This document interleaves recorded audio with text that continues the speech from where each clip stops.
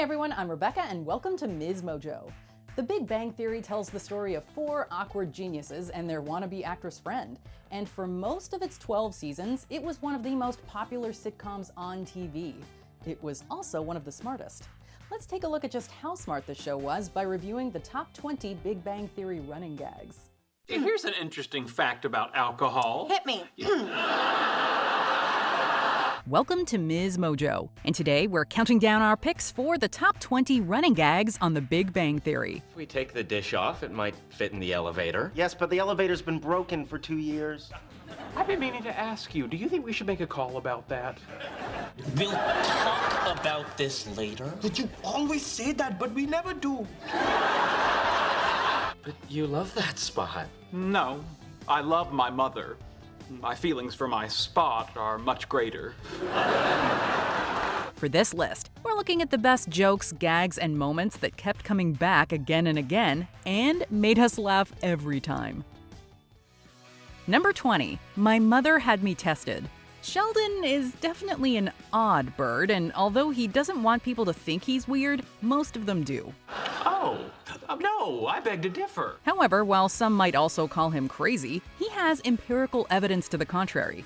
As he repeatedly assures us, I'm not crazy. My mother had me tested. we never find out much about these tests or what they were testing exactly. But not only does he consistently claim his mother had him tested, Mrs. Cooper herself confirms this as well during one of her visits to Los Angeles. Doctor says he's fine.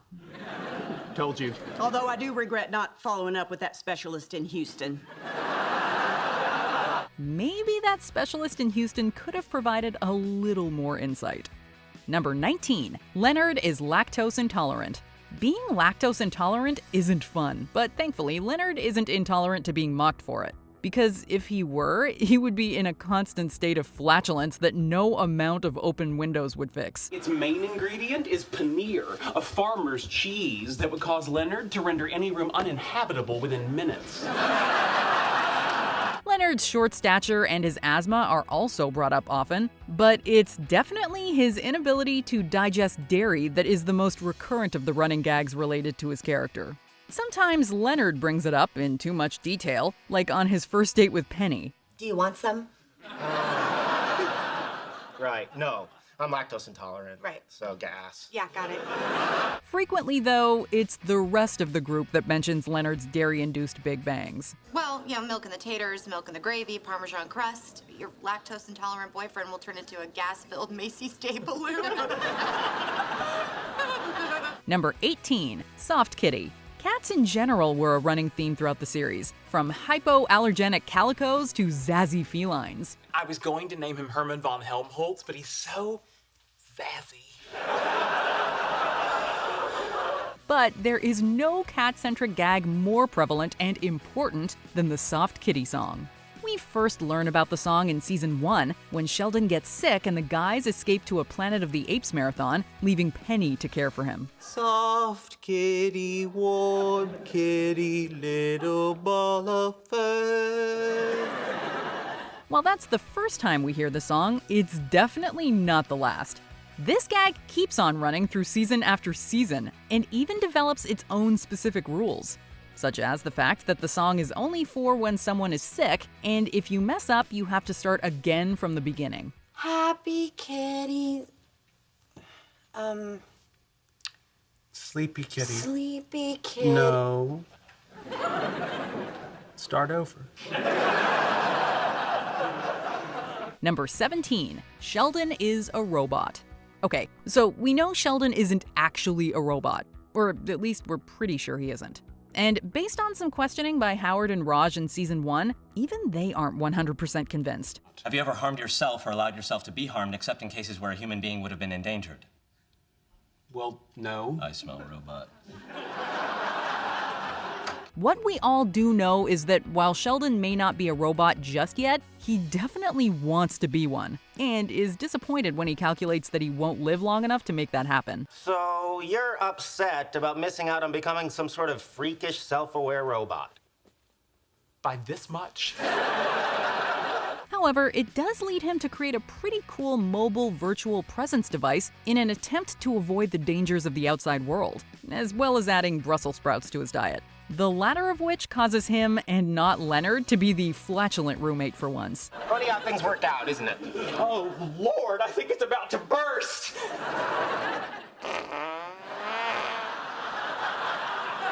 On the other hand, it might have been the Brussels sprouts. Number 16, Forgetting Stuart.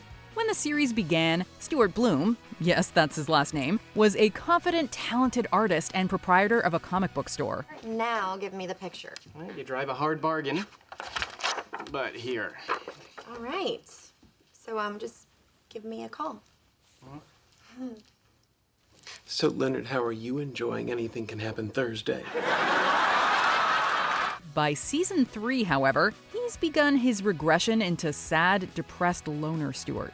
The poor guy gets stood up by stray cats and is happy to play dead just to be a part of a group activity. Although he becomes a series regular and a part of the gang, it's a running joke that he is often forgotten about when activities are planned. I invited you to my murder mystery party. No, you didn't. Oh.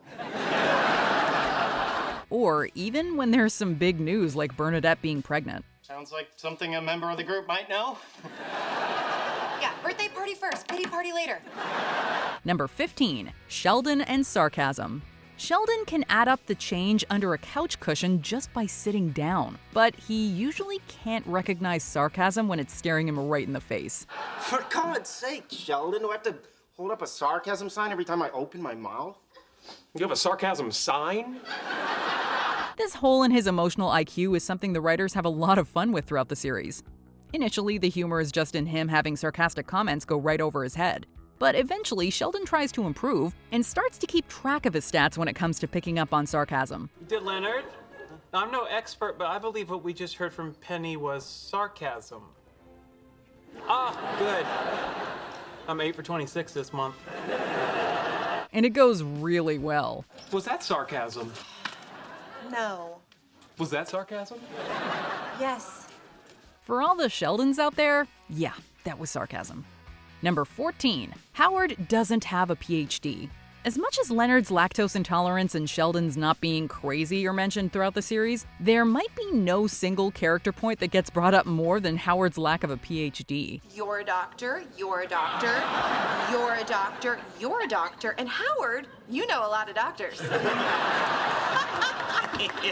Howard likes to tell people that engineers usually don't get one, but that doesn't stop the jokes from coming. But she has no prospects, no marketable skills, and then one day, she meets a group of geniuses and their friend Howard. For the most part, it was Sheldon commenting on Howard's PhD-less level of education, but the other members of the group also got their jabs in during the show's 12-year run.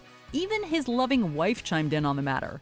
You don't want to get teased about that, get a doctorate. I have one, they're great. Number 13, the Wi-Fi password. Maybe the most impressive thing we noticed in the show is the strength of the Wi-Fi in Sheldon and Leonard's apartment. Many of us have probably experienced weak Wi-Fi in different rooms of our house, and yet on the 4th floor at 2311 North Los Robles Avenue, the Wi-Fi in the guy's apartment is strong enough that Penny can use it in her unit across the hall. Hey, Leonard, is your Wi-Fi down? I can't get on. Oh, Sheldon changed the password. It's now Penny is a freeloader. It might be a tad unrealistic, but we're okay with it because it leads to some very funny moments whenever Sheldon changes the Wi-Fi password. Okay, if you can't get me to stop eating your food, what makes you think you can get me to stop using your Wi-Fi? I believe that you're capable of great change. Leonard can usually be counted on to give the new password, though. And the formatting, at least, is always the same. Yes, it's Penny, get your own Wi-Fi, no spaces. Thanks. Number 12, Bernadette sounds like Howard's mom. We got a little glimpse of this one early on in their relationship when Bernadette and Raj were bonding over teasing Howard. They poked fun at some of his favorite jokes and both did their impression of his mother. Howard, help me out of that sub, I'm stuck again. However, the next time we hear her do the voice, it isn't in jest, and it's the beginning of this funny running gag. We're very different people, Howard, so communication's a little tricky. Does he like the pancakes? He didn't try them yet! An added dimension to this is the fact that Howard doesn't initially pick up on the fact that she sounds just like his mother. It isn't until she yells at Sheldon and Leonard one night during dinner that it finally clicks. You guys ever notice sometimes Bernadette sounds like my mom? I don't hear it. No, not at all. Number 11. Howard and Raj are a couple. The running gag that Raj and Howard are a couple is hard to miss. Even Leonard's mother sees it the first time she meets them in season 2. You know, both selective mutism and an inability to separate from one's mother can stem from a pathological fear of women. It might explain why the two of you have created an ersatz homosexual marriage to satisfy your need for intimacy. Whatever the reason for it, this relationship is played up throughout the series after that. The two best friends often argue like a married couple and have gone as far as to seek professional help. We're just saying all the things we love about each other. Oh, like you and I did at couples therapy. They even kissed 2 times, once virtually, and they've felt each other up. We aren't sure what base that would be for Bernadette, but it sure sounds like first base to us. Maybe. Number 10. Restraining orders. One might not think of restraining orders as comedic fodder, but on The Big Bang Theory, not only are they played for laughs, they are played on repeat throughout the series. You wait here. I'll get some Alka-Seltzer so we can build that rocket and we can shoot it at Bill Nye's house. As long as I'm not within 500 feet of it. We know Sheldon is harmless and definitely wouldn't hurt anyone, especially his idols, but he can also be a little, let's call it, persistent. It is this quality that led to a number of restraining orders filed against him. Boy, a restraining order from Stephen Hawking. No, look so nice next to the ones he's already got from Leonard Nimoy, Carl Sagan, and Stan Lee. The ones from Leonard Nimoy and Carl Sagan are just mentioned on a few occasions, but we are witness to the ones filed by Bill Nye the Science Guy and Stan Lee. You boys may have had gelato with Stan Lee and gotten autographed comics, but I saw the inside of his house and got an autographed application for a restraining order. Number 9. Amy crushing on Penny. The growth of Amy Farrah Fowler was one of the biggest character transformations on the show. That sounds so great, but I have a little more studying to do. Can you believe this nerd? When we first met her, she was a robotic female version of Sheldon who only dated once a year to get her mother off her case, and disliked physical contact from anyone, even Penny. Please don't touch my breasts. I wasn't going to. All right, I just want to establish boundaries. Cut to a few years later, and she's getting drunk in Vegas, writing sexy Little House on the Prairie fan fiction about Sheldon, and totally girl-crushing on Penny. And Penny's reactions, from awkward to flattered, take these running gags across the funny finish line. There's not a hair on my body I wouldn't let this woman trim. Number 8. Penny loves wine.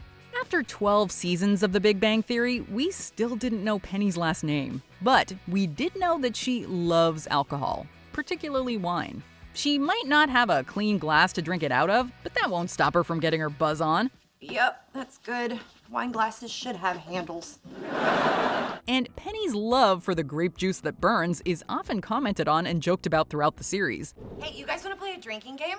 No, we'll never win. You always play the drinking game. It also serves as the catalyst for a few of the biggest moments on the show, including her first ever kiss with Leonard and that ill-advised hookup with Raj Quickdraw Koothrappali. This never happened. Do you understand me? Really? Still can't talk to me? Number 7. Food questions. Sheldon is a man of routines and habits, and when he finds something he likes, he sticks to it. There's no harm in trying something new. There's a lot of harm in trying something new. Well, that's why we test out drugs and cosmetics on bunny rabbits. That includes his food, as anyone who brings him his meal is sure to discover via a barrage of questions regarding its contents and preparation. Did you remember to ask for the chicken with broccoli to be diced, not shredded? Yes. Even though the menu description specifies shredded? Yes. Brown rice, not white? Yes. Did you stop at the Korean grocery and get the good hot mustard? Yes. Did you pick up the low-sodium soy sauce from the market? Yes. Thank you. You're welcome. What took you so long? While there are a few people who get the full questioning treatment, most of the time it's Leonard on the receiving end. Leonard does get to turn the tables on his roommate one time, though, and inundate him with questions. Black beans, not pinto beans? Yes. Double guacamole? Of course. No cilantro? Nope. Lettuce shredded, not chopped? Yep. You understand why I'm doing this to you? I do. That'll be all. It is a very happy moment for Lenny. Number 6, Bazinga. No running gag or quote from the show has been entrenched into our pop culture lexicon more than Bazinga. Once again, you've fallen for one of my classic pranks. Bazinga. If you don't own a red t-shirt emblazoned with the word, know someone who does, or have seen someone wearing one, we assume you haven't left your house in the last decade.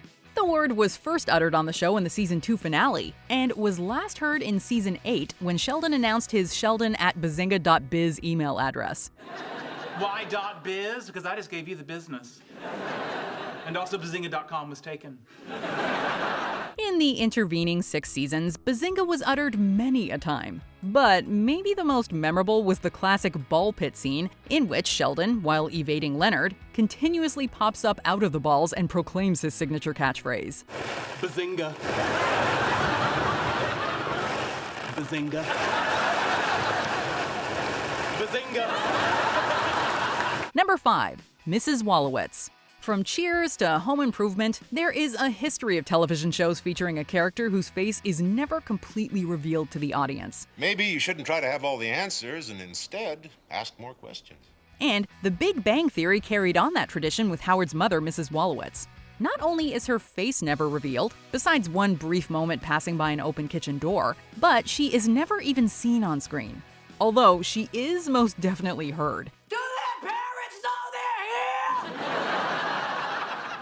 If you keep screaming, maybe they'll hear you!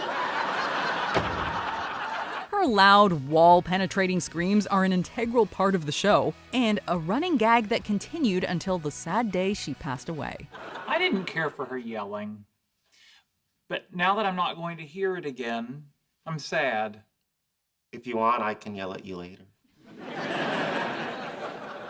It won't be as good. Number 4, The Roommate Agreement. While a great laugh-filled running gag for fans of the show, the roommate agreement was anything but funny for Leonard. I don't care. I'm done. Hold on. Are you saying that you want to invoke Clause 209? I don't know what that is, but if it means I can go home and sleep, then yes. Think carefully here. And in fact, it was the cause of much of the anguish he had to endure for all those many years that he and Sheldon lived together. Now, some provisions probably didn't cause Leonard much stress, like clauses for zombie apocalypses and correct flag usage. Never fly it upside down. Unless the apartment's in distress. However, there were many items in said agreement that did annoy and enrage Leonard, and even led him to retain a lawyer one time, albeit one that he was sleeping with. Schooled. Legal principle is ambiguity in a contract benefits the party that did not draft it. In this case, Leonard. So much for count 1. But there's no but, Sheldon. That's how the law works. Schooled. Number 3, Sheldon's Spot. It is the singular location in space around which Sheldon's entire universe revolves, and it's the running gag that began on the very first episode. It is, of course, Sheldon's Spot, and if you know nothing else about it, you know not to sit in it. And if you don't know that, you find out pretty quickly, as Penny did in the pilot episode. In the winter, that seat is close enough to the radiator to remain warm, and yet not so close as to cause perspiration. In the summer, it's directly in the path of a cross breeze created by opening windows there and there. It faces the television at an angle that is neither direct, thus discouraging conversation, nor so far wide as to create a parallax distortion. I could go on, but I think I've made my point. Sheldon's Spot is an ever-present running gag that even extends beyond the apartment into his parking spot at the university. The fact that he doesn't have a car is irrelevant. Maybe they reassigned it because you never use it. Well, I'm not using my nipples either. Maybe you should reassign those. It also leads to one of the most heartfelt gestures of the entire show when he gives his spot to Howard, even if it only lasts 94 seconds. I changed my mind. Get out of my spot. Number 2, The Broken Elevator. On the surface, there may not be anything inherently humorous about a broken elevator, but the fact that it is broken does lead to some funny situations, often involving heavy items being carried up the stairs. Almost there. Almost there. Almost there. No, we're not. No, we're not. No, we're not. This includes new furniture for Penny and a time machine for Leonard. The broken elevator with the crime scene tape across it is a silent yet ever-present character on the series. Sheldon, when is your landlord going to fix the elevator? I don't know.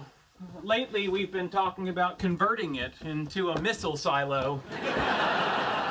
One that becomes so ingrained in the fabric of the show that when the elevator is finally fixed in the penultimate episode, it leads to one of the biggest audience reactions of the entire series. I can't take any more.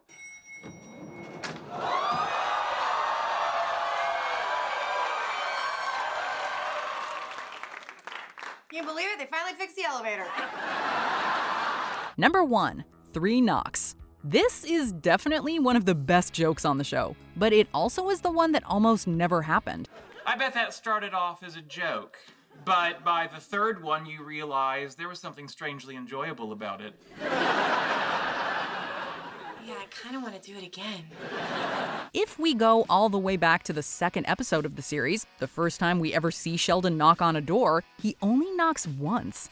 This one knock anomaly aside, for the next 12 years, his multi-knock obsession is a constant running gag. Penny? Sheldon? Penny? Sheldon? Penny? Like the broken elevator, Sheldon's knocks become so important to the show that in season 10, he even confides in Penny the reason he does it. And another burning fan question is answered. I mean, the first one's traditional, but 2 and 3 are for people to get their pants on. Now, if only they would have told us Penny's maiden name. I have a spot on my couch, is that weird? Am I Sheldon? Uh-oh. Well, anyway, let's move on. The Big Bang Theory always had great dialogue, which of course results in great quotes.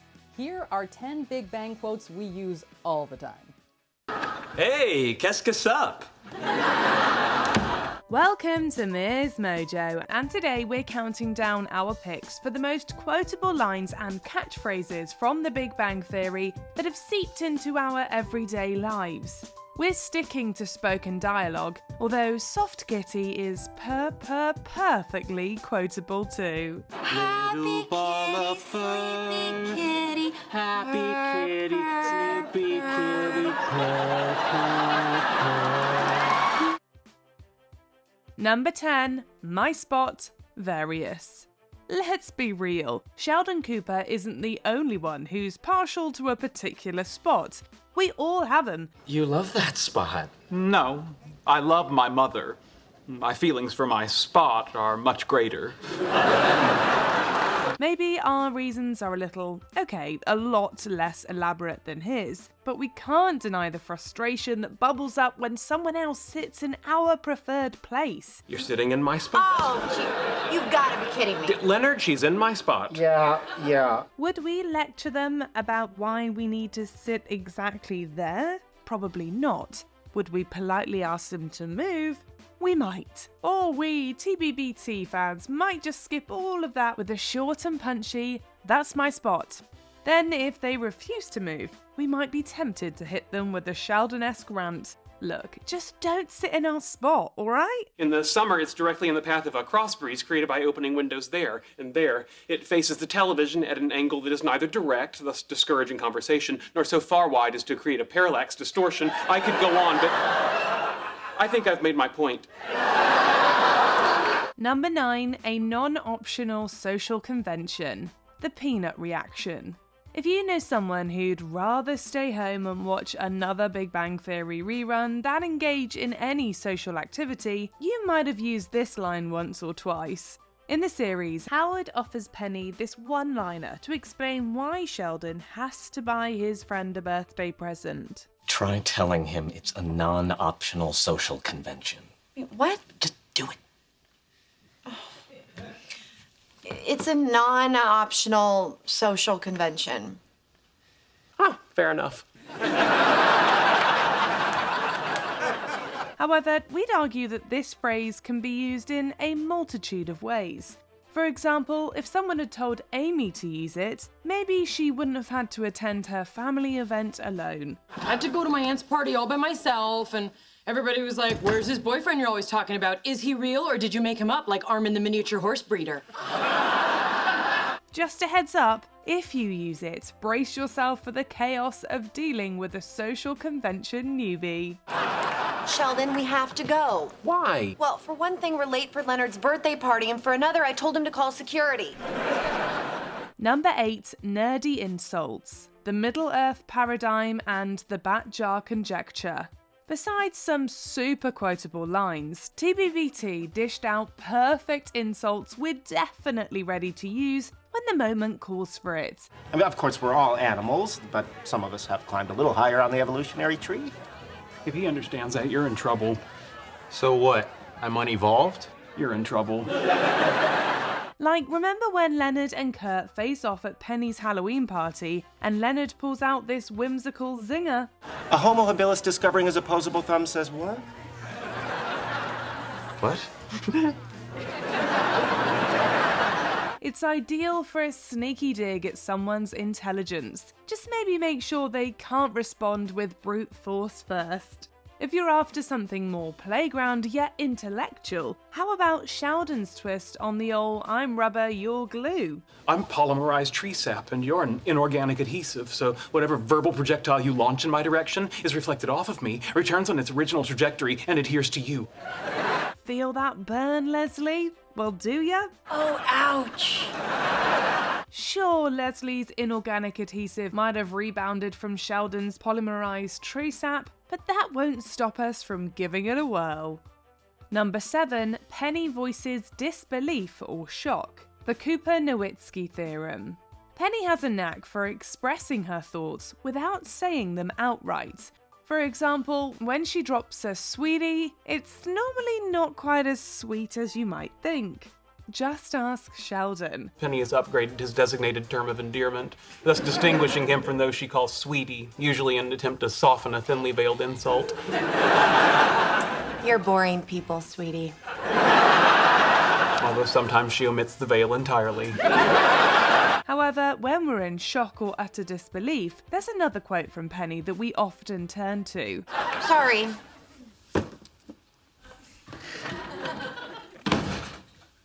Holy crap on a cracker. A postgrad student called Ramona enters Sheldon's life, and their relationship becomes a little, let's call it, intense. Ramona's quirks leave everyone puzzled, but Penny ends up in some seriously awkward situations that leave her utterly dumbfounded. Penny may not have coined the phrase, but since she first used it, we found ourselves using it a whole lot more. Sure, sisters.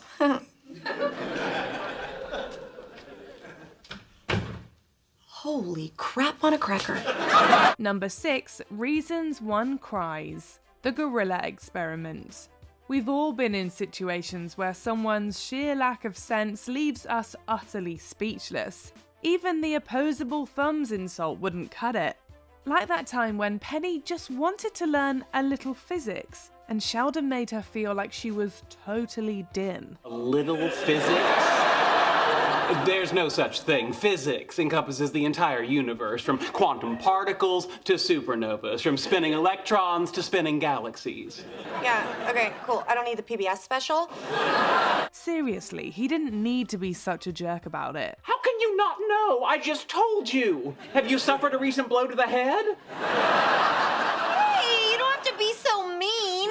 I'm sorry. In Sheldon's world, anyone who isn't him or a fellow super genius is basically a moron, so poor Penny didn't stand a chance.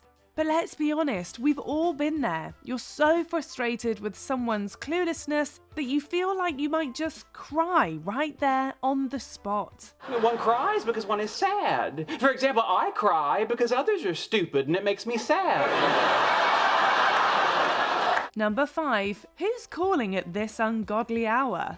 The pancake batter anomaly. With the technology boom in recent years, it can be really hard to switch off. It's for you. Hello? Penny, this is not a good time. Nowadays, people can contact you at whatever ungodly hour they see fit. Well, sure, you could put your cell on silent. Who here hasn't forgotten only to have their sleep rudely interrupted by an early caller? If you're a TVBT fan, you might find that as you groggily sit up and rub your eyes, you wonder to yourself, Well, who's calling at this ungodly hour? or maybe you'll hear an irritable voice echoing it from another room. Hey, maybe you even skip the usual hello and greet them with that line instead. Bonus points if you do it in Howard's mum's voice. Well, ask them why they're calling at this ungodly hour. How can I ask them when I'm talking to you? Number 4, your Ken can kiss my Barbie. The panty pinata polarization.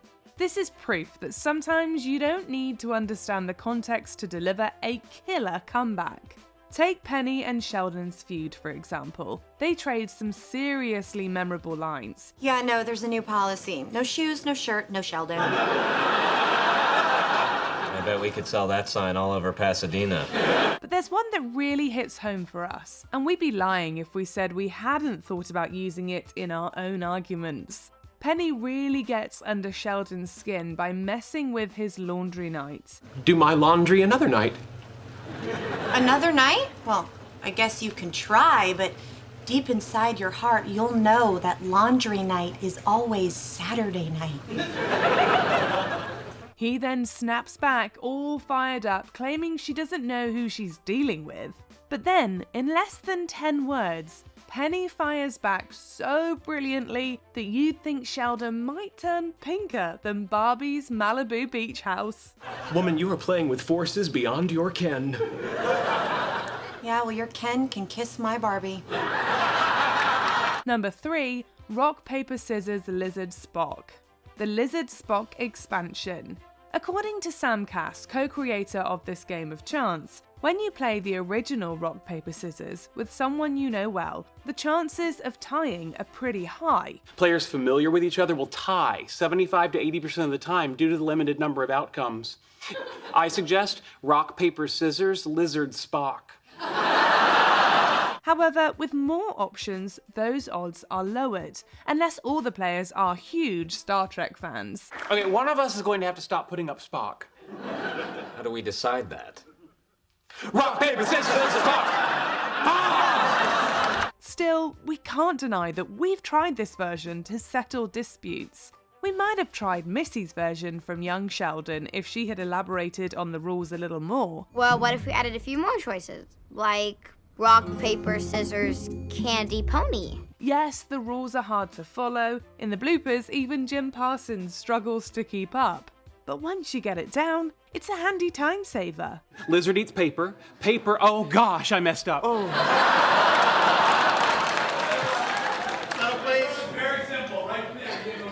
It's not as simple as you think, Mark. Okay. Number 2, Schrodinger's friendship, the Russian rocket reaction. Before the Big Bang Theory entered our lives, many of us likely hadn't heard of Erwin Schrödinger. Thanks to the physicist and, surprisingly, Sheldon, we discovered a new equation to tackle some of life's problems. Just like Schrodinger's cat, your potential relationship with Leonard right now can be thought of as both good and bad. It is only by opening the box that you'll find out which it is. Sheldon puts this theory to another use during a spat with Leonard over an invitation from Will Wheaton. We've all been at odds with our friends, and wouldn't it have been great to have such a simple way to handle it? Until you either do not go or go to Will Wheaton's party, you are simultaneously my friend and not my friend. I'm characterizing this phenomenon as Schrodinger's friendship. Who needs full-on blowouts or underhanded jibes when you can just let physics do the fighting for you? Warning, proceed with caution. You might just end up infuriating your buddies even more. Pretty cool about Howard, huh? Don't talk to me as if nothing's happened between us. And yes, it sure is, buddy. God's sake, will you stop with the Schrodinger stuff? Before we unveil our top pick, here are a few honourable mentions. Jibber Jabber, the engagement reaction. It's not that Penny invented the phrase, but we shall use it a lot more often after hearing her say it. Interesting. Do you know where the phrase jibber jabber comes from? Oh my God, you're about to jibber jabber about jibber jabber. 3 knocks, various. Don't tell us you've never greeted your friends the Sheldon Cooper way. I bet that started off as a joke. But by the third one, you realize there was something strangely enjoyable about it. Yeah, I kind of want to do it again. It's a Saturnalia miracle. The bath item gift hypothesis. How to spot the Big Bang Theory fan at Christmas. Leonard, look, Sheldon's hugging me. It's a Saturnalia miracle. Number 1, Bazinga, various. In the Big Bang Theory universe, the term bazinga originally started as an inside joke among the writers, notably Stephen Engel, who would use it while playing tricks on his colleagues. Okay, how's that? You actually had it right in the first place. Once again, you've fallen for one of my classic pranks. Bazinga. Though the term predates the show today, it's inseparable from Sheldon. In fact, it's so iconic that its origins even get a nod in Young Sheldon. It's quite amazing how a simple inside joke among co-workers evolved into one of the most beloved catchphrases of the entire series. Amy, I find myself wondering if we should actually engage in coitus at least one time in our relationship. Bazinga. As huge Big Bang fans, who among us hasn't bounced around a ball pit shouting Bazinga at the top of our lungs? Well, maybe we have. Or maybe not. Bazinga! Bazinga! Bazinga! Bazinga! So, are there any Big Bang Theory quotes you've adopted into your everyday vocabulary? I gotta say, if I knew anyone named Howard, I'd probably be yelling at them like I was Mrs. Wolowitz more than a little. Speaking of Mrs. Wolowitz, let's take a look at where she ranks on the list of the top 10 times side characters stole the show on The Big Bang Theory. Would you like to share a cab? That would be fine. Where are you staying? I'm at the Westin. Well, so am I. Can I interest you in a nightcap? I think that you could. Welcome to MsMojo, and today we're counting down our picks for the top 10 times side characters stole the show on The Big Bang Theory. When he helped Chewie get home to his wife. Chewie had a wife? Her name's Mala. Wow, it's impressive. For this list, we'll be looking at times the long-running sitcom supporting cast gave us main character energy. What's your favourite Big Bang moment centering on a side character? Number 10. Meeting Mrs. Fowler, the second one. Although this wasn't the first time we'd met Mrs. Fowler, this was the occasion that left a long-lasting impression. This time around, she was played brilliantly by Kathy Bates. Mrs. Fowler blew into town for her daughter's wedding, uprooting everything in her path. Oh, well, you know, she's pretty busy the day before her wedding. Too busy for her mother? She used to be such a devoted daughter. Now she's just waiting for me to die so she can get my china. She's bold, brassy, and domineering, rarely letting her husband get a word in edgeways. It might have been Amy and Sheldon's big day, but she very nearly stole the show. Amy, you never said you were in a school play. Oh, no, at home. I'd never let her do a school play. Mrs. Fowler was the perfect blend of fierce and funny, making us wonder why this version hadn't been introduced sooner. We were thrilled that her story arc lasted a couple more episodes. Oh, look at us, 2 peas in a pod. Oh, speaking of vegetables, how about I start calling you Old Lady Green Beans? Plus, watching her bond with Sheldon was a real treat. Number 9. Penny's family makes an impression. After meeting Penny's dad in season 4, we couldn't wait to meet the rest of her family. While we'd have to wait until season 10, it would all be worth it. Their dynamic is hysterical, and Penny's brother, Randall, is especially full of brilliant one-liners. So how's the world of pharmaceuticals treating you? Pretty good. Actually, just got assigned to much better territory. See what happens when you work hard? Hey, she just sells drugs. I had to make them. They serve as the perfect contrast to Penny's in-laws. Fun, laid back, and even the more neurotic tendencies of Penny's mum, Susan, are a breath of fresh air compared to the Hofstadters. They only appear in one episode but pack in so many laughs that we're still chuckling today. And you wonder why this one turned out the way he did. You see what I've got to put up with. What you've got to put up with? Why did you have to go to jail? It's called getting caught, Mother. Still, it would have been nice to see them again. Also, whatever happened to Penny's sister, Lisa? Why wasn't she at the wedding? Being your dad's the best thing ever happened to me. What about Randall and Lisa? They're okay. We'll never know. Number 8. Beverly Hofstadter versus Mary Cooper. Over the seasons, we've enjoyed getting to know Leonard and Sheldon's mothers. She's just a very sweet and God-fearing lady, and you have to be respectful of her beliefs. Leonard, I am an adult. I know how to conduct myself around people from different walks of life. However, it's always been clear that they're about as similar as chalk and cheese. One is a cold, pragmatic academic, while the other is a warm, loving, and God-fearing Texan. Ugh? The Bible is ugh to you? No, I'm sorry, that was inappropriate. As a psychiatrist, I know how important people's superstitions can be to them. Putting them together was a stroke of genius. It doesn't take long for them to clash over their vastly different beliefs, leading to one of the funniest arguments on the show. What is that supposed to mean? It means I can't believe we're having this conversation. Well, do it some more, maybe knock some sense into yourself. Their reconciliation is equally hilarious, and we already couldn't wait until the next time they'd be in the same room. I'm so glad that you and I were able to bury the hatchet. Me too. And I respect your right to your beliefs. And I will pray for you. Although we imagine Mary leaving dinner with Beverly's ex during the next season probably didn't do too much to ease future tensions. Number 7. Will Wheaton on Fun with Flags. Sheldon's always had a somewhat Schrodinger's friendship with the Star Trek alum. I came here to defeat Will Wheaton, the man who destroyed my dreams. But I can't defeat Will Wheaton, the man who loved his meemaw.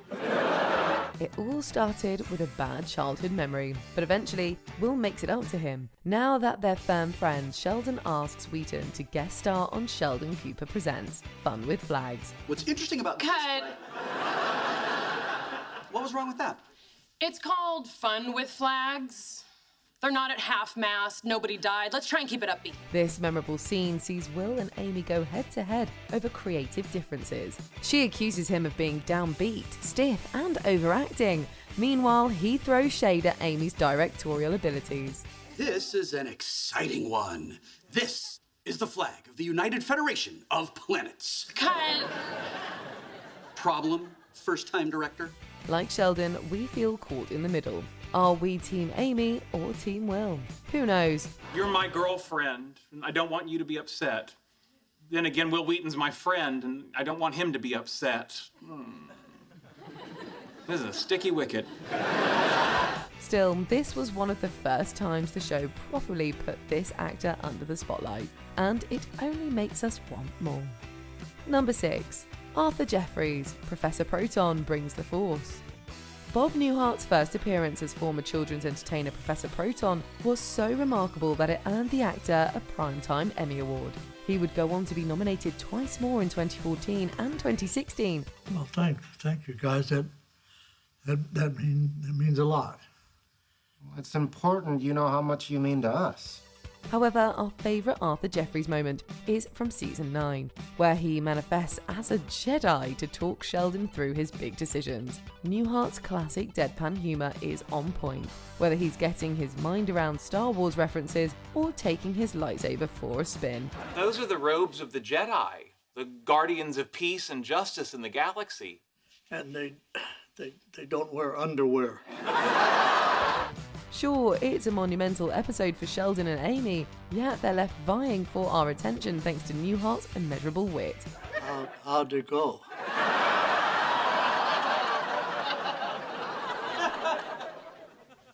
It was amazing. This guest appearance is the Obi-Wan for us. Number 5. Zach and the Science Dudes. Penny's on-again, off-again boyfriend is a sweetheart, but he's not the brightest bulb. One question. How can you be sure it won't blow up? The laser? The moon. Still, he tries, whether that's asking thoughtful questions about the moon or talking science with the science dudes.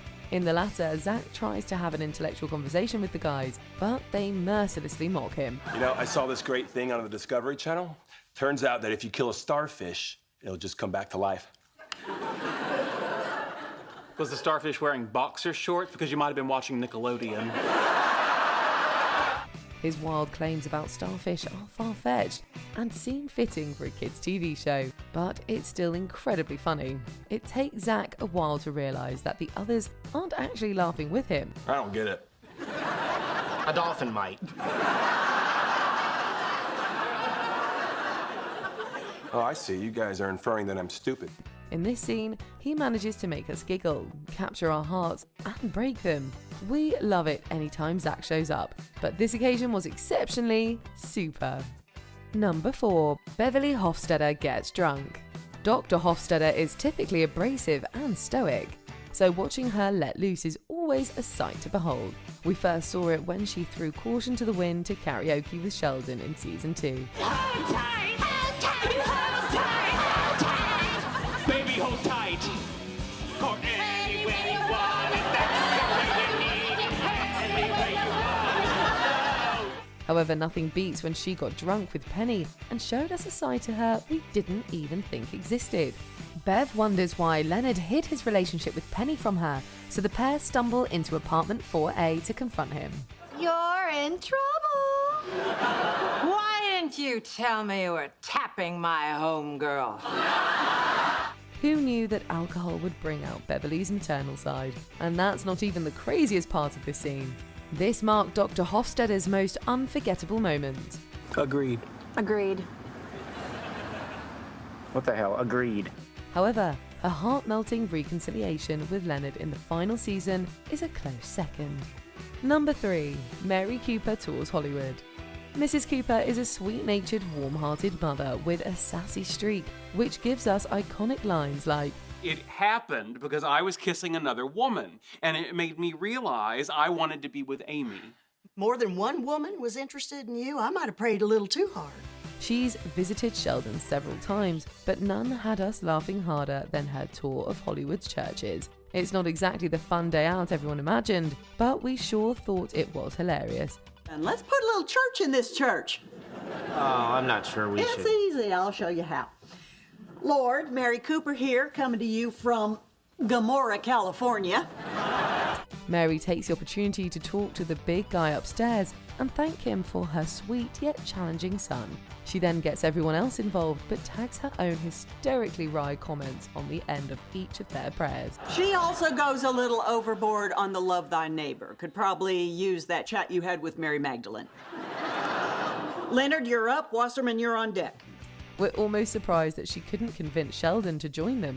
As we later learn, Mary Cooper always gets what she wants.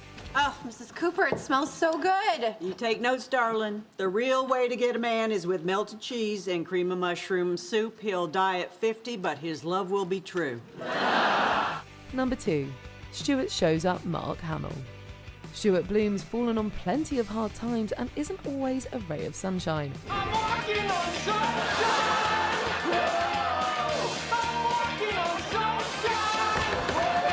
However, when officiant Mark Hamill is tasked with stalling Amy and Sheldon's wedding, Stuart really comes into his own. Howard suggests that the Luke Skywalker actor does a Star Wars Q&A, but we soon learn he's not the franchise's biggest aficionado. I don't remember ever being on a Wookiee home planet. Actually, Luke was on the Wookiee home planet Kashyyyk in the holiday special when he helped Chewie get home to his wife. Instead, Stuart flaunts his expertise, becoming increasingly confident as he realises his effect on Denise. We could bring up countless Stuart moments, but this one was special as it marked a turning point for the character. I mean, the HAVW A5 turbo tank has metal gripping wheels, but I wouldn't call them tires. You are so hot. Plus, after all these years, we're just happy to see him happy. Before we unveil our top pick, here are a few honourable mentions. Barry Kripke pranked Sheldon. Sure, it was mean, but admit it, you laughed. Organic theory, if you will, is the existence of multiple. I myself led an expedition to the Arctic Circle in search of said particles. Cricky, I found the nozzle. I'm going to kill you. Bert Kibler gets a crush. At least Bert wouldn't take Amy for granite. It's just how he rolls. You know what geologists and Bon Jovi have in common? You're both into rock? Yeah. Mike Rostenkowski shares some advice. Howard and his father-in-law didn't always see eye to eye, but this scene was out of this world. It's gonna be okay, son. You really think so? Of course. A pretty girl like Bernadette, she'll find a new guy. Video chats with Mr. and Mrs. Koothrappali. So many funny quips, misunderstandings, and insults. Matchmaking. Very smart move, son. Much better than marrying for love. Leslie Winkle's rivalry with Sheldon. A strong, intelligent, and funny character who never stopped challenging Sheldon. There are no incorrect equations on my board. Oh, that is so... I'm sorry, I gotta run. If you come up with an adjective, text me. Number 1. The irreplaceable Mrs. Wolwitz. Even though we never saw all of her, Howard's mum was a larger-than-life staple of the show. She's loud and overbearing, but has a huge heart and loves her son more than anything. I can hear you without the phone! Don't be snippy. I'm just excited to talk to my baby. Her voice alone could steal any scene and have us doubled over with laughter. She's impressed us with her Wheel of Fortune skills, cracked us up with her badly timed quips anytime Howard's entertaining, and who doesn't still yell this when their phone rings? I hear the phone! Well, who's calling at this ungodly hour? I don't know! Well, ask them why they're calling at this ungodly hour. How can I ask them when I'm talking to you? She even made Howard's trip to space all the funnier, and no doubt gave NASA employees a good chuckle. Please, everyone from NASA is listening to this phone call. Good. They should know what a horrible son you are. Okay, Ma. Great talking to you. Gotta go. Well, space is ruined. We were gutted to lose actress Carol Ann Susie and her incomparable talent. No supporting character had a more main cast energy than Debbie Wolwitz. To Mrs. Wolowitz, loving mother, to all of us. It's crazy how many guest stars and famous actors were on the show. And of course, they helped lead to some iconic moments and jokes. To that end, here are jokes from The Big Bang Theory that will never get old. That's a good point. What if I'm dreaming? Welcome to MsMojo, and today we're counting down our picks for the top 10 Big Bang Theory jokes that will never get old. Penny! Penny! Penny! What's the gist, physicist? For this list, we'll be looking at the funniest jokes from the show that we've all laughed at many times before, and that we're sure to keep lolling over in the future. Which of these hilarious gags gets you every time? Number 10. Get back here, you stupid bird. What the hell is going on? There's a bird outside the window, and he won't go away. That is the hell that is going on. Sheldon has always had a rather hate-hate relationship with birds due to a childhood of scarring experiences with them. He doesn't like them, and they appear to feel the same way.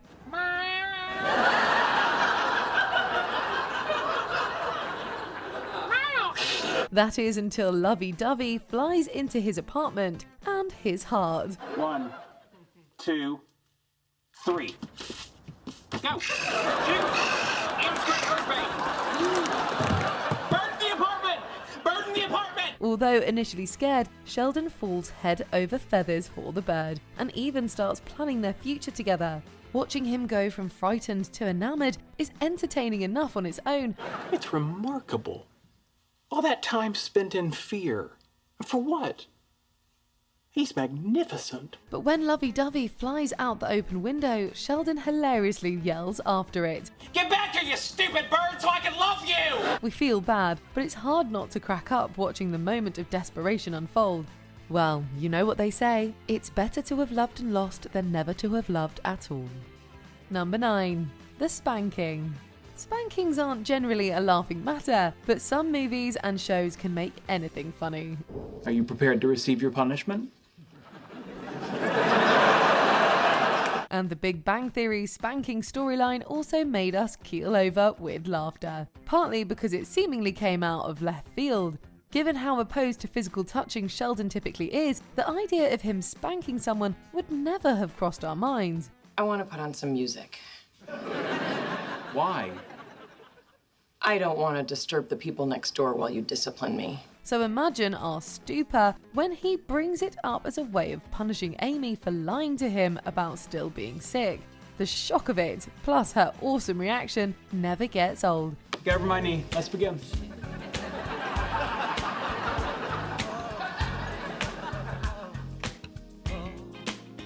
Oh my! And neither does the moment itself, with Sheldon seeming somewhat oblivious to the reason for Amy's apparent pleasure. Excuse me.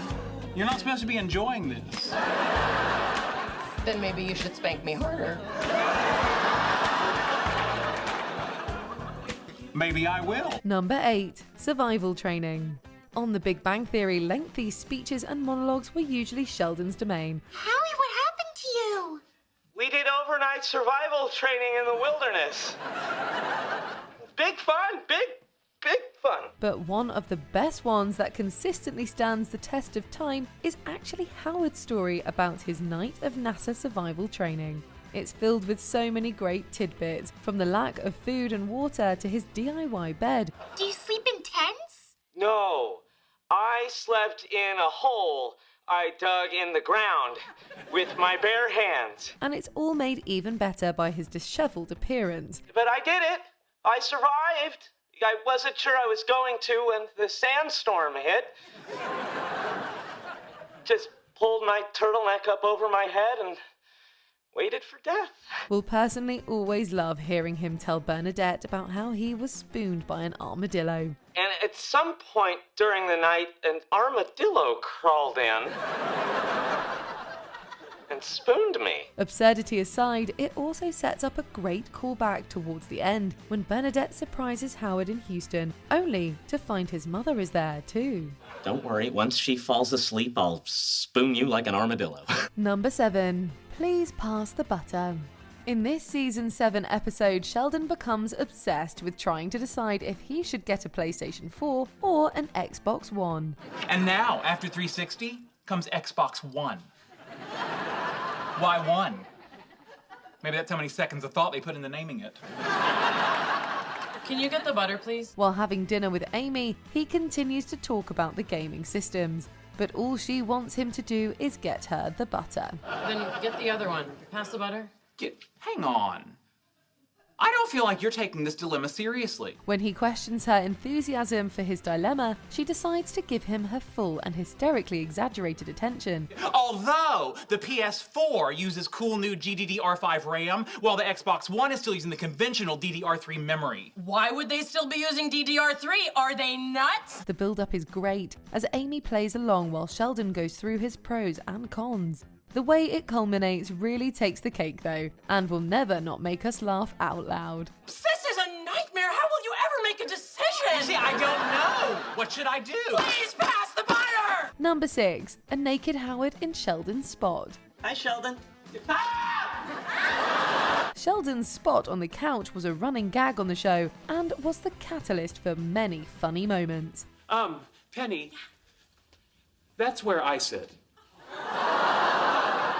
Sit next to me. No, I sit there. One that will never lose its punch was when Howard, wanting to get revenge on Sheldon for having taken his Iron Man helmet, sat in his spot. Howard, what are you doing? He wasn't using it. And I needed a nice, cool piece of leather to wiggle my naked ass on. But he didn't just sit there. He did so while completely naked, using Sheldon's laptop to cover up his nether region. Get off there! Give me back my Iron Man helmet. Give me back my parking space. You don't need a parking space, you don't have a car. But if you don't need an Iron Man helmet, you're not Iron Man! What makes the bit even funnier is Leonard and Raj's reaction, especially when Howard points out what part of his body is touching Sheldon's computer. I have to say, I thought you'd be more upset that your laptop is sitting on my junk. I didn't pick up on that. That's a nice touch. Number 5. Sheldon tries to teach Penny physics. Now, what sort of foundation do you have? Did you take any science classes in school? Sure, I did the one with the frogs. When Penny witnesses Bernadette talking to Leonard about his work, she decides that she would like to better understand what he does. So she asks Sheldon to teach her a little physics. A little physics? There's no such thing. Physics encompasses the entire universe, from quantum particles to supernovas, from spinning electrons to spinning galaxies. Although reticent at first, the challenge appeals to him and he agrees to walk her through the subject's extensive 2,600-year history. Physica means the science of natural things, and it is there in ancient Greece that our story begins. Ancient Greece? Hush, if you have questions, raise your hand. It begins all the way back on a warm summer evening in ancient Greece. And he keeps returning to that same warm summer evening over and over again. As I was saying, it's a warm summer evening in ancient Greece. Yes, Penny. By the 4th time, it was definitely getting old for Penny, but not for us. Can you just back up a little bit? All right. It's a warm summer evening in ancient Greece. Not that far back! Number 4. Raj slows down the Earth. Most of us would do almost anything for our best friends. Okay, thank you. But would we slow down the rotation of the Earth? Well, Raj Kutrapali certainly would. In the adhesive duct deficiency, Leonard, Howard and Raj are in the desert, waiting to witness a meteor shower. However, when they accidentally get high on laced cookies, the evening takes a different, much funnier turn. Stars are pretty, aren't they? Up above the world, so high, like little diamonds in the sky. And for Leonard, we mean that literally, as the Earth starts to spin quicker than he can handle. He asks Raj to slow it down for him, and the latter doesn't hesitate to do so. I can feel the Earth moving. It's moving too fast. Raj, slow it down.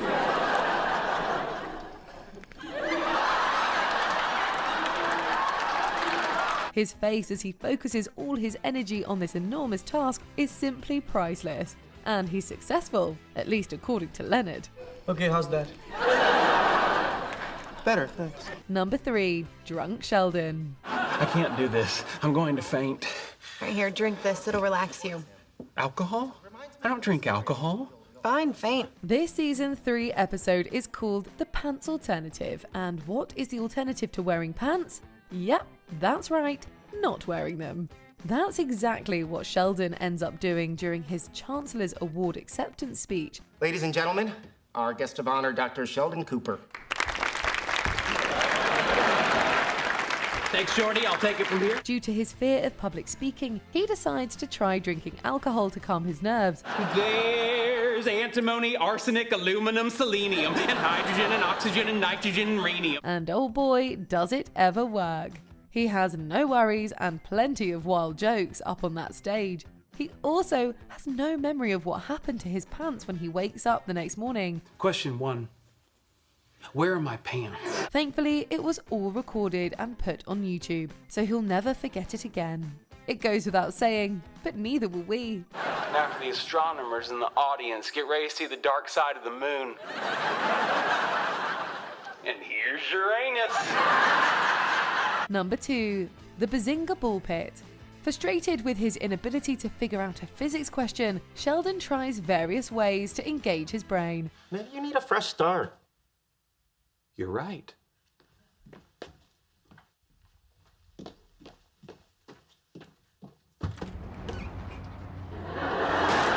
But his attempts to look at the problem differently lead to a pretty comical outcome. Indeed, Leonard is called to come pick up his sleep-deprived roommate in the middle of the night. Hey, Shelley. What you doing? Size ratio was all wrong. Couldn't visualize it. Needed bigger carbon atoms. Sure. But when he gets there, Sheldon refuses to leave the children's ball pit. The subsequent chase is an iconic Big Bang moment. If you don't come out of there, I'm gonna have to drag you out. You can try, but you'll never catch me. Sheldon popping up repeatedly saying Bazinga and diving back down into the balls always makes us laugh so hard we cry. Bazinga! Bazinga! Bazinga! Before we unveil our top pick, here are a few honourable mentions. Time travel. Watching them look around for their future selves always cracks us up. If either of us ever invents time travel, we agree our first stop will be this meeting today in precisely 5 seconds. Okay.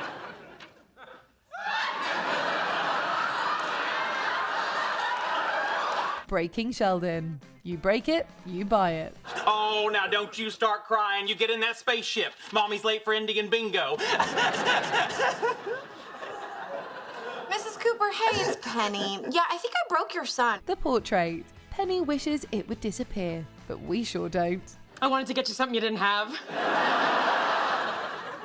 Wow. I don't know what just wow. Do you like it? Do I like it? Wow.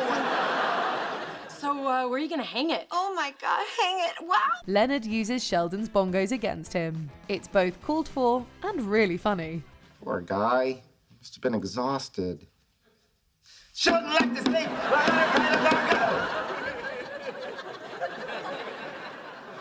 It was kind of uncalled for. No, it was called for. Emily or Cinnamon? Who could possibly keep a straight face for this one? Who is he talking to, Emily or Cinnamon? I want you to know the bed feels so lonely when you're not in it. Number 1, the gift baskets. You know that thing that happens when you absolutely love a song and then you play it over and over and over again until you almost don't even like it anymore? To Sheldon, live long and prosper. Leonard Nimoy. Well, that'll never happen with the gift basket joke from season 2 of The Big Bang Theory. Penny giving Sheldon the napkin with Leonard Nimoy's signature on it is one of the show's most popular scenes, and for good reason. He came into the restaurant. Sorry, the napkin's dirty. He wiped his mouth with it.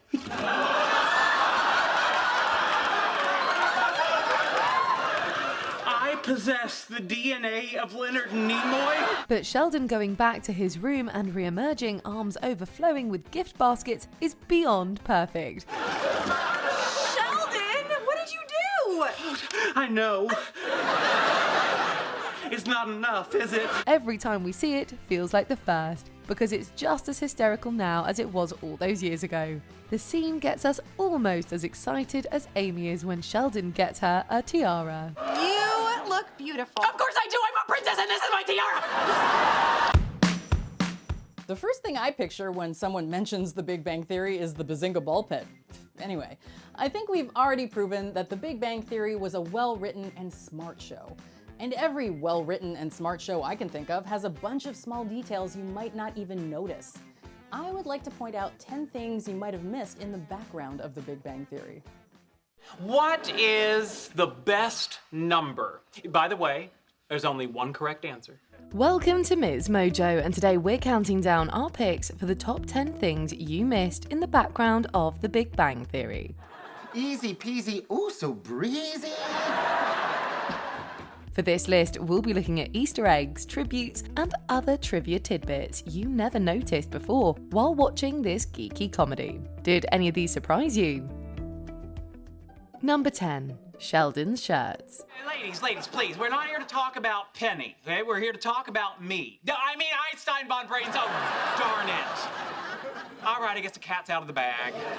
Have you ever noticed Sheldon's t-shirts? Of course you have. Whether they depict a superhero or a scientific principle, Sheldon's shirts are a defining part of his personality. What you may not know is how much further they extended beyond his outward appearance. I am not going to Lebanon to return Super Mario Brothers the movie! You know, it might be fun. You love hummus. As it turns out, the colours of his shirts often represent his current emotional state. Green often has Sheldon feeling overly happy or confident. Red shirts, like his flash one, are often seen when he's angry, upset, or showcases feelings of passion on a subject. Yeah, I don't see why I'm the one being persecuted here. You know, Dr. Hofstadter, he was bragging about his sexual desirability to anyone who would listen. As you rewatch the old episodes, take note of how Sheldon's acting and what shirt he's got on. You'll spot a correlation. Number 9. Sheldon's favourite number. In season 4, Sheldon made it known that the best number was 73. He provides a long-winded explanation to the boys about why the nature of this number makes it so perfect. 73 is the 21st prime number. Its mirror, 37, is the 12th, and its mirror, 21, is the product of multiplying, hang on to your hats, 7 and 3. He loves this number so much that from time to time you can often see him sporting a shirt with nothing more than the number 73 on the front. Oh, this access point should be the closest analog to the mines. It's gonna be so much more accurate than the steam room at the gym. Plus, there's almost no chance we'll see any of our co-workers half naked. Aside from his fascination with it and its mathematical curiosities, it also happens to be the year Jim Parsons, who plays Sheldon, was born. Lastly, the episode this bit aired in was the 73rd overall episode of the show. Did I lie? We get it. 73 is the Chuck Norris of numbers. Chuck Norris wishes. Number 8. Star Trek: The Next Generation. Star Trek stars like William Shatner, Brent Spiner, George Takei, and even Leonard Nimoy all had appearances in one form or another throughout the run of the show. I think this is the greatest day of my entire life. It's all right, buddy. One day you'll meet a girl. Most notable, however, has been Will Wheaton's recurring role as a version of himself. He was a major cast member of Star Trek: The Next Generation. I know this may finish me as an acting ensign, but shut up, Wesley. On occasions where Sheldon has shown up at Will's doorstep, keen observers will have picked up on one very specific nod to Will's Star Trek. Will Wheaton! Will Wheaton! Well, how many was that? Hey, Sheldon, what's up? The number on his door reads 1701. For fans of Trek, you'll recognise that as the 4-digit portion of the registration number for the Starship Enterprise. It's certainly a step up from the nod to pi on Amy's apartment door. Not being familiar with Will Wheaton's body of work, there was no way for you to know you were being rude to a national treasure. Get ready for 130 hours if I told you so. Number 7. Howard's belt buckle. They have been a staple of Howard's torso since the first day we met him. Oh, he speaks English, he just can't speak to women. Really? Why? He's kind of a nerd. Juice box? Forever wearing belt buckles of every shape and size, fans would often wonder which one he'd have on next week. We even got a big glance into his collection when he made Sheldon wash them all. That's nice.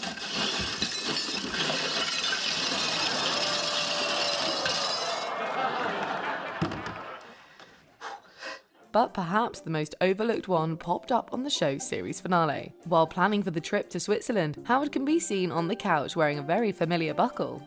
Look close. Yep, that's the logo from the very show we watched for 12 years. It's a blink and you'll miss it moment, but a perfect accessory for the final episode. Sometimes you're just... That wasn't a no.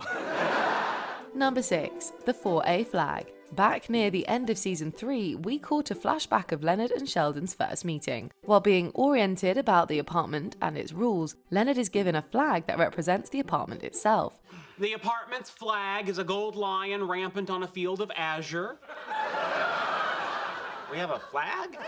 Certainly an oddity among most apartments, but not as curious as to what happened later. At the start of season 6, eagle-eyed fans can spot a small version of the same flag affixed to the refrigerator in Sheldon and Leonard's apartment. Raiders of the Lost Ark is the love child of Steven Spielberg and George Lucas, two of the most gifted filmmakers of our generation. Its position seems to move depending on the episode, but it definitely matches the flag Sheldon gave his new roommate. Leonard also claimed the full-size version as his own when Sheldon moved out. I would like to keep the official flag of our apartment. You don't even like flags. Yeah, I like this one. Number 5. Hidden Adult Section. Fun fact, have you ever noticed there are no Marvel characters in Stuart's comic book shop? And we throw a party for all the people who don't have dates. That actually sounds kind of nice. The theme will be that the greatest love a man can have is the love he has with himself. That's because Warner Brothers owns the show and the rights to the DC characters. And as much as you'll find countless other comic books within the walls of this store, there seems to be a selection that is off limits to minors. I'm really looking forward to it. In fact, there's no place I would rather be than here. Except on a date with anybody. Literally anybody. During Raj's Valentine's Day party at the store, you can spot a sign in the back that reads, "No one under 18 beyond this point." What kind of books is he keeping back there? We may never know, given that in the later seasons, the back section seemed to shift several times. Just because people appreciate comic books doesn't make them weirdos. Stuart's a terrific artist. He went to the Rhode Island School of Design. Okay, what about the guy over there in the superhero t-shirt tucked into his sweatpants? Number 4. A nod to Raiders. It was very entertaining, despite the glaring story problem. Story problem? Oh, Amy. What a dewy-eyed mooncalf you are. From early on, David Saltzberg was the science consultant on the show. It was his job to make sure the formulas on the boards were always scientifically accurate, save for one. During the season 7 episode, The Raiders Minimization, the formula on the wall behind the DNA decoration is an exact copy of the one shown in the film, Raiders of the Lost Ark, the very movie this episode is about. I've watched it 36 times, except for the snake scene and the face melting scene, which I can only watch when it's still light out. But we love how the show found a unique way to honor the source material while hiding it in plain sight. It reminds us of Sheldon's physicist meltdown that showed a YouTube username called Obi-Wan. All right, people, let's get down to the math. It is only three-dimensional thinking that limits our imagination. Can I take my pants off over my head? Number 3. The Batman Cookie Jar. In the beginning. Okay, maybe not the beginning, but certainly near the start of the show, Leonard kicks Sheldon out of their physics bowl competition team. A Batman cookie jar. Oh, neat. What's the occasion? Well, you're a friend and you like Batman and cookies and you're off the team. To soften the blow, he gives him a Batman cookie jar. It could have easily just been a thrown away prop that we never saw again, but instead, that same jar has resided in that apartment ever since. No offense, but I've known the guy a really long time. Well, I've, seen him without pants on. Again, no offense, but so have I. Normally seen on the back shelf by the sink, it's been a staple of the set ever since its introduction. Well, technically, anticipation wouldn't be mediated by endorphins as much as dopamine, but, you've been up all night, so I'll give you that one. It can even be seen briefly in the very last episode of the series. Number 2. Photos on Penny's fridge. What do you keep pinned to your fridge? Takeout menus, souvenirs? Well, if you're Penny, you put notable photographs there. Trying to find any scrap of happiness he can. Maybe to make up for the fact that his dad left them when he was 11. Okay, I will think about it. From early on, Penny's fridge could be seen with the occasional picture. As time went on, the pictures would change, but often incorporated things you might not expect. I meant more like a little brother. Oh. Well, I suppose I do think of you as a sister. And sometimes a mother. Depending on the episode, you'll see photos of Kaylee Cuoco with other members of the cast and crew. When Penny and Leonard are dating, you can spot a photo of the couple on there as well. The photos are reminiscent of some of the same kinds of family photos seen in Howard's home. Bernadette and I are getting married.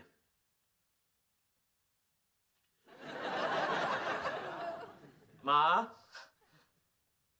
You too busy bearing down? Number 1. Carol Ann Susie. We could hear her a mile away, but we never saw her face.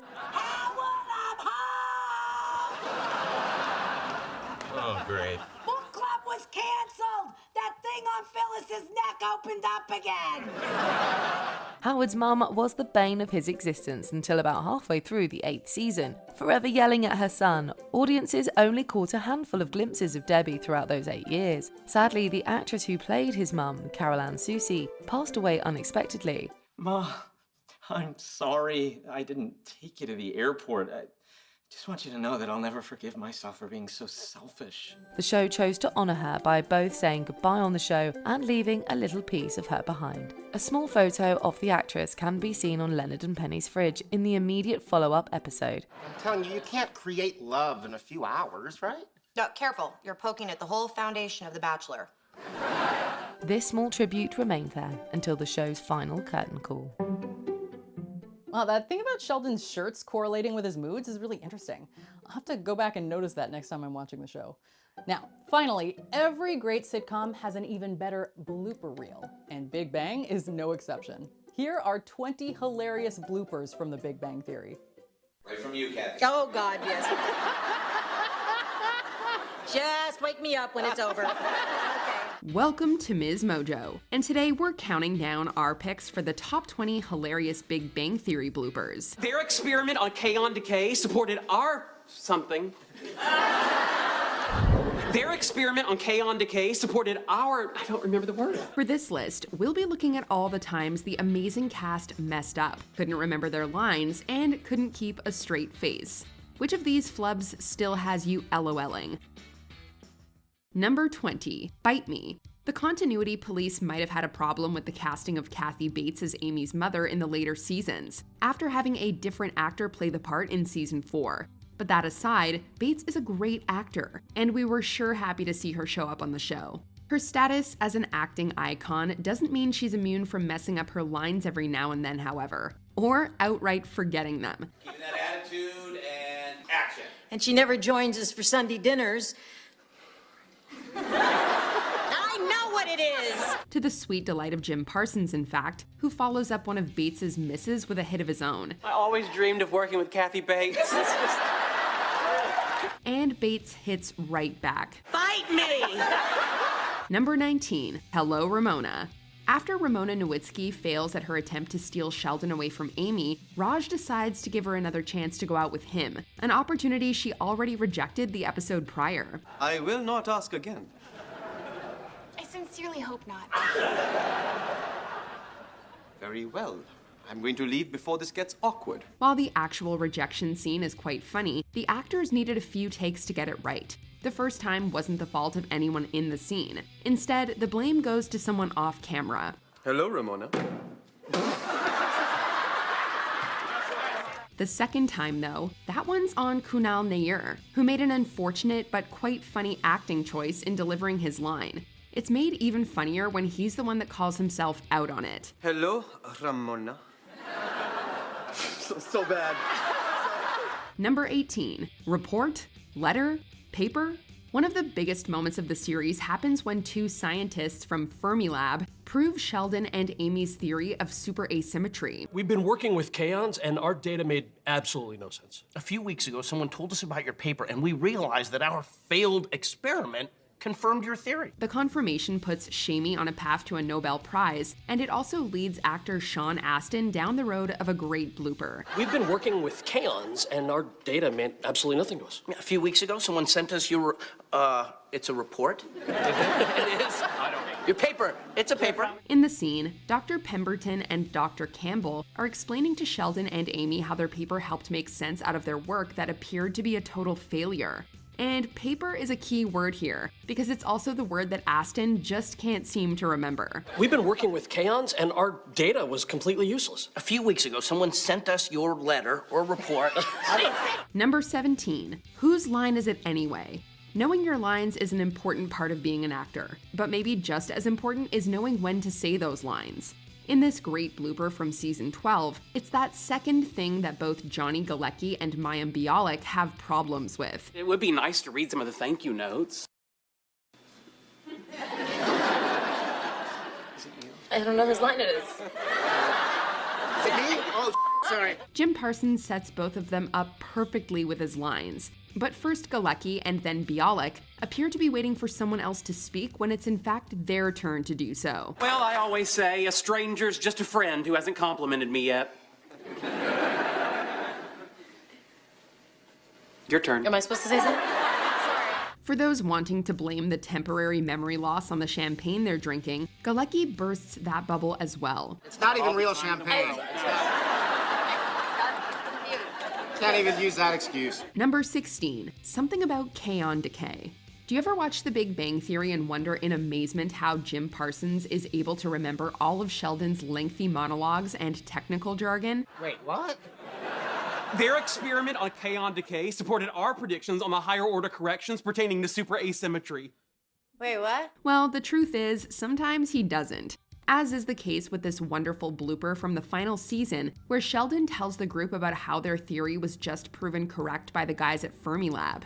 Given the length of some of Sheldon's diatribes, this one sentence should be a piece of cake for Parsons. But as you'll see here, it hysterically is not. Their prediction, nope. Their experiment on kaon decay supported our predictions on the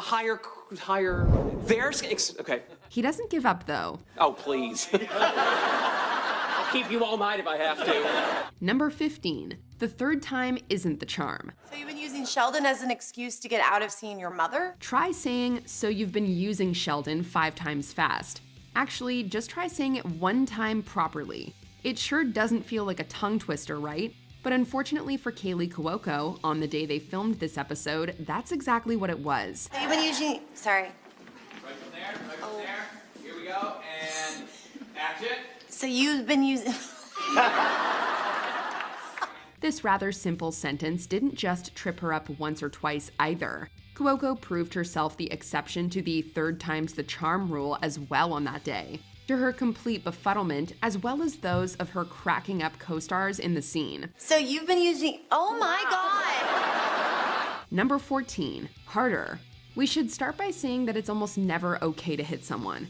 But if it's for a scene and one has proper consent, we guess it's okay. Such was the case with the violence laid on Johnny Galecki by Melissa Rauch in The Scavenger Vortex. In the scene that made it to air, you can see that Rauch gives Galecki a nice punch right to his chest. Hey, Penny, I just wanted to say good luck, and I hope there's no hard feelings. Hey, Romeo, repair your relationship on your own time. But to get to that level of strength, she had to work her way up through a few preliminary takes. Good luck, and I hope there's no hard feelings. Hey, Romeo, repair your relationship on your own time.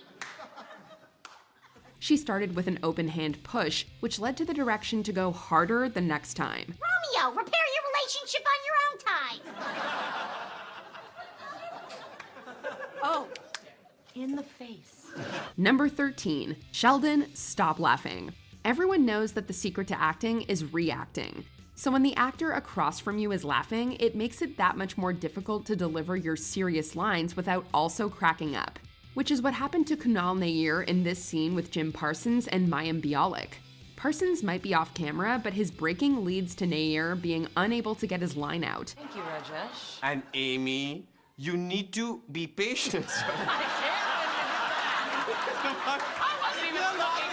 To be fair, the wonderful way Nair delivers the line, we can't keep a straight face either. And thankfully, we're not supposed to. Thank you, Rajesh. And Amy... Why are you laughing? Number 12, too angry to talk. In season 7, when Penny and Leonard are dog sitting and they accidentally allow Cinnamon to eat a bunch of chocolate, Raj is pissed. Oh my God, Cinnamon, are you okay? Well, I can't believe you two. You do whatever it takes to save her life. If she needs new organs, I'll buy any dog necessary and scrap them for parts. We've all been there. Something happens to make you so angry that you can't even put your words together properly to express how irritated you are. Oh my God, Cinnamon, are you okay? What is... Can't believe you two. Well, in this scene, Kunal Nair really got himself into the mindset of his character. So much so that for at least a couple takes, he had a very hard time putting Raj's words together in any kind of coherent way. Oh my God, Cinnamon, are you okay? Well, I can't believe you two.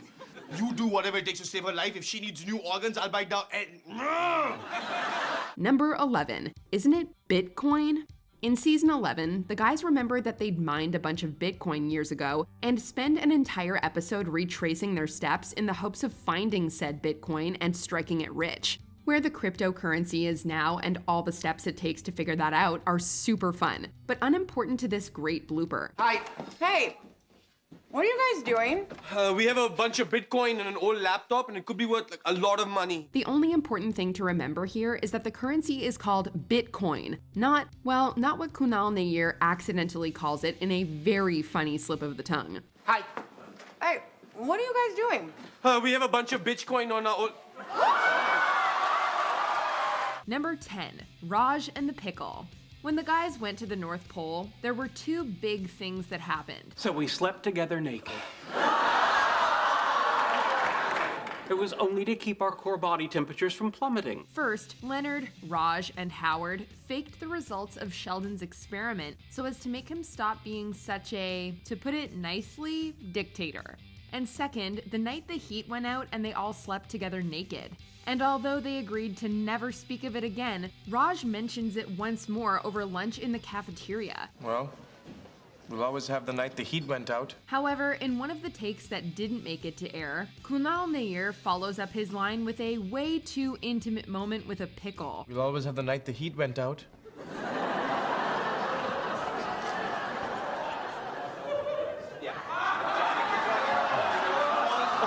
Number 9, Johnny woke up early. There are two parts to a blooper. There's the mess up itself, and then there's the reaction to said mess up. Hey, want some French toast? It's oatmeal day. I tell you what, next French toast day, I will make you oatmeal. Dear Lord, are you still going to be here on French Toast Day? And in the case of this one on our list, it's the latter that makes this one so good. In the scene, Penny's making French toast while Sheldon is informing her that it's oatmeal day. Morning. Look, Leonard, Penny made French toast. Sorry, I haven't given her your schedule yet. It's an iCal download. She can put it right in her phone. Leonard is supposed to walk in after they get through their interaction. However, in this outtake, Johnny Galecki walks in before he's supposed to, which gets a hello Johnny from actress Kaylee Cuoco. French toast? It's oatmeal day. Hi, Johnny. I woke up a little early this time. This is fun, but it's Johnny's explaining the reason for his premature entrance that gets the biggest laugh from us. Number 8, crappy cars. Okay, everybody. Who's ready for a scavenger hunt? Sometimes it isn't the actor's fault when a scene goes wrong. Sometimes it's the props, as was the case with two different car props during the filming of the great Season 7 episode, The Scavenger Vortex. As teams of two scour the city of Pasadena for clues, they usually go from one location to another in cars. But before they go anywhere, they have to put on their seatbelts. Safety first. To the planetarium! Let's go! To the tar pits! Let's go! This is usually a pretty simple task, but not always. To the planetarium! Let's go! And while Jim Parsons and Cuoco give up pretty easy, Galecki and Melissa Rauch give those seatbelts everything they have. To the tar pits! Let's go!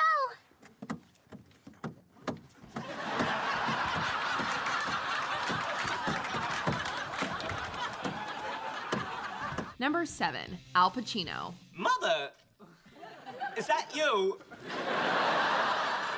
Your little boy is coming home. Actor Simon Helberg, who plays Howard Wolowitz, does some great impressions, and his skills are put on full display when he's the dungeon master for a game of Dungeons and Dragons. While Nick Cage and Christopher Walken also make appearances, in this particular scene, it's Al Pacino that takes over when Howard tells the girls they can join the game. Fungus that looks suspiciously like Al Pacino rises from the forest floor and says, "You're playing D&D. You're playing D&D. This whole apartment."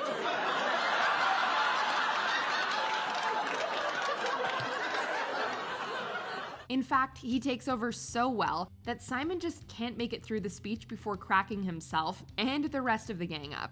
You can see in the version that made it to air that he doesn't pause quite as long before getting that last line in there. You're playing D&D. You're playing D&D. This whole apartment is playing D&D. Number 6, not easy to lift. Okay, let's do it.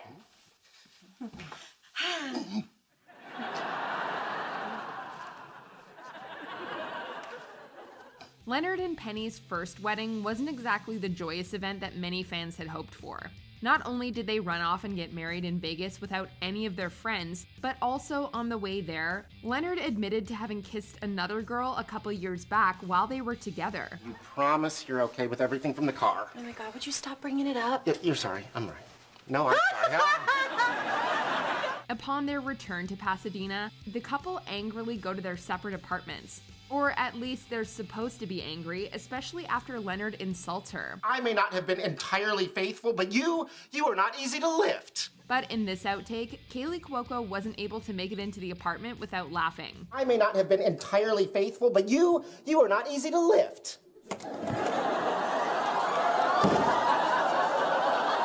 Number 5, putting Vapo Rub on Amy. You want to rub something on my chest? Yes. All over it. In the season 6 episode, The Fish Guts Displacement, Amy gets sick and Sheldon takes care of her by, among other things, rubbing Vapo Rub on her chest. While the act is purely practical, for Amy it has more sensual undertones as her reaction makes pretty obvious. However, you might have also noticed that the scene cuts away pretty quickly. You may notice some tingling. Oh, I'm counting on it.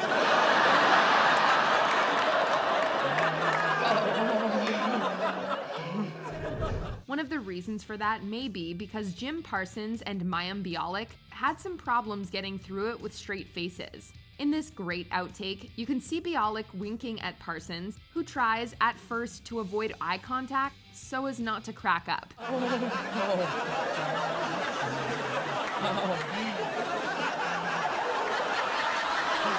Number 4, Indiana Jones' love child. I was thinking of dressing up as Indiana Jones's mocha-skinned love child. Indian Jones. Try saying that 5 times fast. Or in the case of Kunal Nair, just try saying it once correctly. I was thinking of dressing up as Indiana Jones's... right from there. I was thinking as dressing up as Indiana Jones. I'm sorry, guys. And that's only once they can get past the opening line of the scene about the fedora without Parsons or Helberg cracking up. We don't know how many takes it took to get through this entire thing, but we're glad they finally did, because we have to admit it's a funny line. I was thinking as there's no as. I was thinking of dressing up as India. And it made for a great blooper as well, so 2 birds. I was thinking of dressing up as Indiana Jones's mocha-skinned love child, Indian Jones.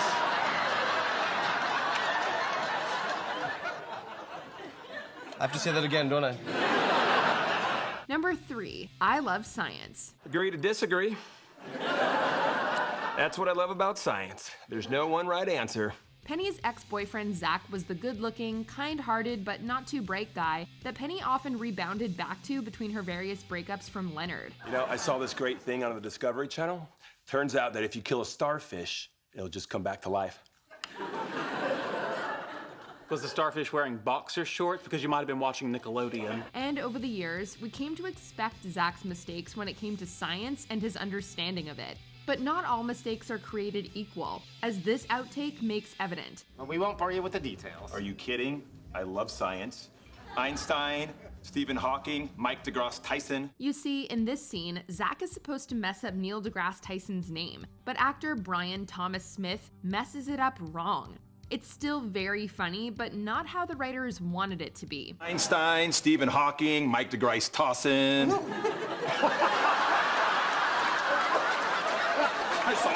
Number 2, Raj and Howard singing. When Raj and Howard form their band Footprints on the Moon to perform at the comic book store, the first song they write together is the funny and very catchy Thor and Dr. Jones. Thor's hammer miss. It was Avenger versus Archaeologist. And although we love it, their friends aren't as fond of it, as you can see by their unimpressed looks during and after the guy's performance. In this musical outtake, Howard and Raj try to add some high-pitched harmonies to the performance. One plays with lightning, the other plays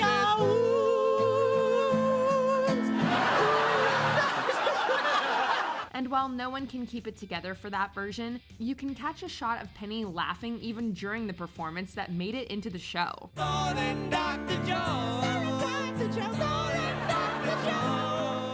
Number 1, spanking. Get over my knee. Let's begin.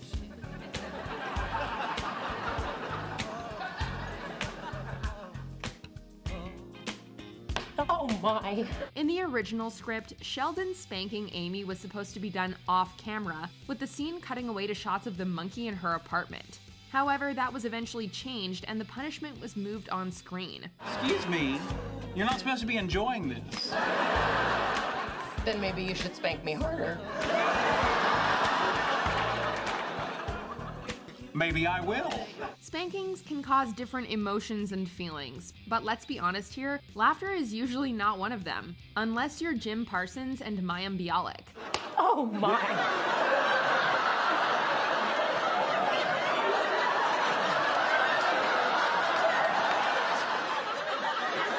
As Parsons said, quote, "It was one of the hardest things we ever had to do because I found it tremendously amusing, as you can see from these amazing bloopers." Oh my! Sorry. I'm sorry. Oh, I'm sorry. Man, I love bloopers every single time, don't you? So, who's your favorite character on The Big Bang Theory? Did you ever learn anything from the show? Do you still cry when Leonard hugs Penny after she gifts him the Leonard Nimoy napkin? As always, thank you for joining me on this highly scientific journey through the MsMojo archives. See ya!